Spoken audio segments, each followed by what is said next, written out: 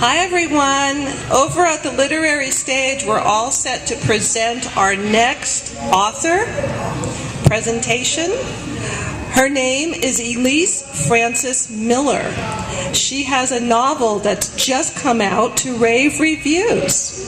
It's called A Time to Cast Away Stones, published by Sand Hill Review Press. It's about love and revolution, and it's set in 1968 in both Berkeley, California, and Paris, where both of those cities underwent quite a radical transformation. And so Elise's character is involved in both of them. So it's a great read, a great story, and I'm going to tell you a little bit about her. Elise Frances Miller has degrees from UC Berkeley and UCLA. She began writing as an art critic for the Los Angeles Times, Art News, The Reader, and San Diego Magazine. She taught high school and college humanities and served as a communications director at San Diego State University and also at Stanford. Her stories have appeared in the Sand Hill Review, of which she was a fiction editor in 2008, the Best of the Sand Hill Review, and Fault Zone, Stepping Up to the Edge. You can visit her website at www.elisefmiller.com. So come on up, Elise, and talk about your great historical novel, A Time to Cast Away Stones.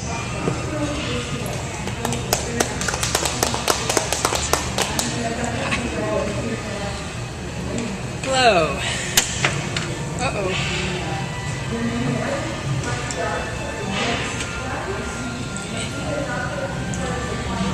So I'm going to make a few general remarks before reading, and then at the end we'll have plenty of time for questions. And are you a writer? You're one. That's a writer. Okay, so some of the questions might be writer related, and I'd be happy to answer anything that you bring that is brought to mind. So I was thinking I should read a synopsis, but I think Barty, would any of you like me to read a synopsis? Raise your hands. Okay. So, A Time to Cast Away Stones, which is the title of my novel, is the peace line from the book of Ecclesiastes, and you may know it from the Pete Seeger version made famous by the Byrds. It expresses the fervent hope throughout all human history for peace, and I thought it was interesting listening to your reading, Max, because your book is about war. My book is about how the desire for peace can change people, corner people, and get them involved in battles of their own. I was there in Berkeley and Paris in 1968, and whether you experienced that year or not, I hope that you'll find this a valuable history. At the conclusion of my novel is a reader's guide, which talks about how about my research and how I use that to construct a fiction. There's also selected readings, historical references, and the lyrics to the song. A little bit about the history. How many of you have heard of the May Revolution or remember it? Okay. My experience is that not very many people do. And only about a third of the people that were at my opening the other night, the launch at Books Inc., had ever even heard of it. The May Revolution in 1968 took place mostly just in that 1 month, and it was the only time in modern history where the workers, the bourgeoisie, that's the middle class in Paris, and the students had formed an alliance, and 10 million workers went on strike, and there were battles of tens of thousands against the police and even the French army. So it was quite it was actually a revolution. And it's the only time in modern history where that has happened I didn't finish the sentence, in an advanced Western democracy, a capitalist democracy, much like ours. My experiences in Paris that spring consisted mostly of listening, observing, and frantically writing letters to my parents on those little blue aerograms until the postal workers' strike cut us off. And I was astounded that the workers allied with and the middle class allied with the students. So I'm often asked two questions. One is, how much of this is my story? And the other is, how long did it take you to write this novel? Writers ask me that question. So I'm going to start with how much of it is my story, since I am so often asked that. For the first 5 pages of this novel, Janet McGill, the protagonist, resembles me, my young self. I graduated Berkeley in 1969. She was a freshman in 67, so during the course of this story, she is 18 and turns 19. So that's younger than I was when I went to Paris. And you might ask, especially from the perspective of 2012, how could anybody be so innocent and naive and uninformed and insecure? But we have to remember that this wasn't 2012, this was 1968, a very different time. And the story of Janet's growing up and confronting the realities, not just of the Vietnam War, but also of new freedoms and new ideas, and changes from the classroom to the media to the streets.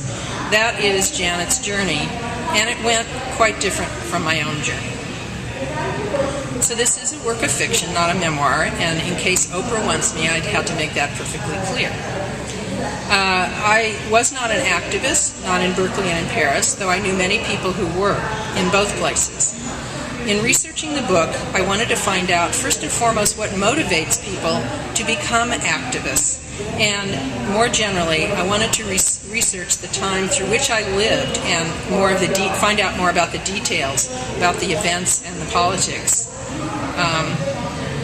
Again, I find that the answers that I discovered are really relevant, especially in this year of 2012. There's been so much going on all over the world.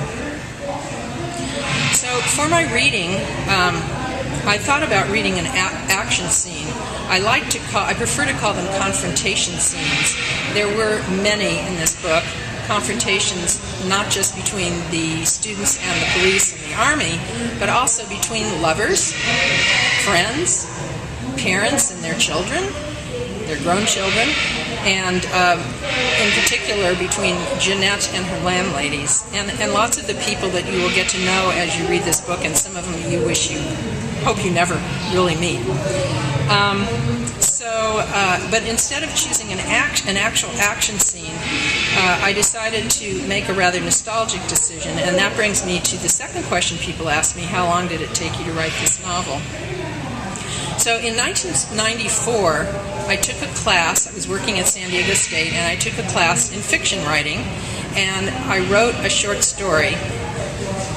And a year later, I took another class from the same professor. This was the graduate level class, and I wrote another short story. And on the top of the second story, he had remembered my first story, and he said, "Do you realize this is really part of the same scene?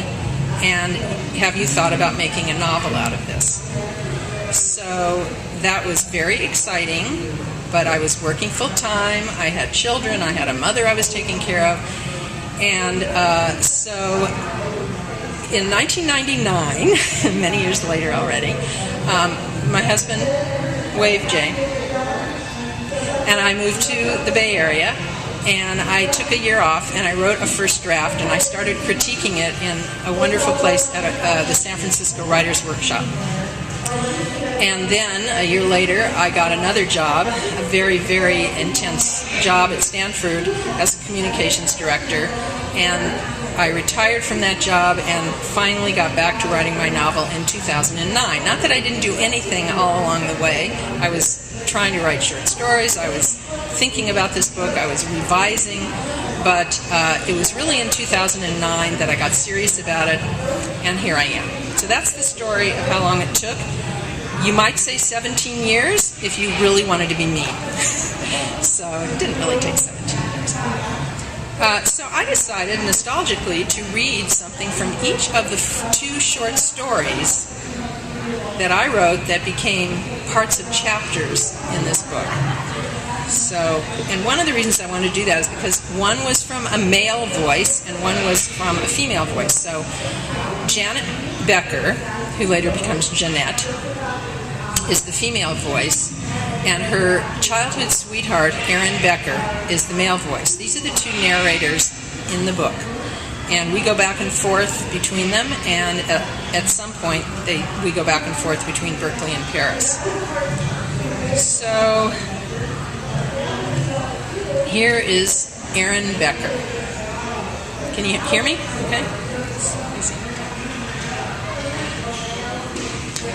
Aaron, by the way, is a senior at Berkeley, and he is friends with Janet's elder brother.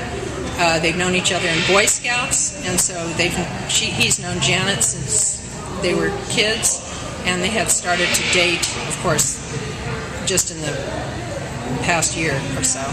And so he had tried to convince her to come up to Berkeley, and she had decided to do so. That particular October evening, this is October 1967, that particular October evening I swept my cottage hearth and stacked fresh logs, cleaning obsessively as I always did just before Janet was due for a visit. Taking my guitar out of its case, I leaned it against the bookshelves, then decided the Hoyt Axton album would set the mood. Strains of angel cake and wine filled me with a pleasant heat even before the flame caught the brushwood. Humming along with the Axton cut, I snatched a biochem book where it lay open on the floor, along with the notebook, pencils, and empty soda bottle. A&W root beer, always an essential component of my midterm exam preparation. Redistributing this stuff appropriately, I began the ritual of cleaning Dork's cage, mumbling sweet nothings to quiet the squawks from my humble parakeet, and tugging at the removable tray. After dumping the corncob shavings, well spiced after several days without a visit from Janet, I set to work scraping and scrubbing, then positioning the whole cage under the cool shower tap. I grabbed the cheap seat on the can to watch the avian circus and to fantasize about the evening ahead. I formed a mental picture of Janet McGill, tall and sexy, standing in my doorway with the lamplight in her Irish green eyes, then sitting cross-legged like a kindergartner at my hearth, then relaxing, her long legs taking over the sheepskin rug, reclining. Perhaps this would be a very special night for us. Janet loved my new cottage, a pad worth every beaker and cloche I'd washed, working extra hours in the lab to make rent. Here was the perfect setting for a romantic evening, this one and all the many to come. The place was 2 quick strides by 4 in the front room, but it had a great cold day in the woods charm. A creek stone hearth, beam ceiling, skylight, and my additions, the aquarium, secondhand hi-fi, and brick and board bookshelves. In the little chrysalis of a bedroom, I'd stuffed a queen-size bed, an objective symbol of eternal hope. Like the condom I carried around in my pocket, just in case. However, given my propensity for good girls, the type that were still saving it for the big commitment, my parakeet was my only roommate. I called him Dork as a benign reflection of our familiar relationship. Like my queen-size bed, Janet McGill objectified hope. Actually, a whole range of hopes. She had these sophisticated mannerisms, always tossing exotic proper nouns into the conversation like hothouse vegetables in a garden salad. Isadora Duncan and Andy Warhol, Waikiki Beach and the Champs-Élysées. And French phrases, how I turned on to something as simple as merveilleux or au revoir. But she wasn't snobbish about that or anything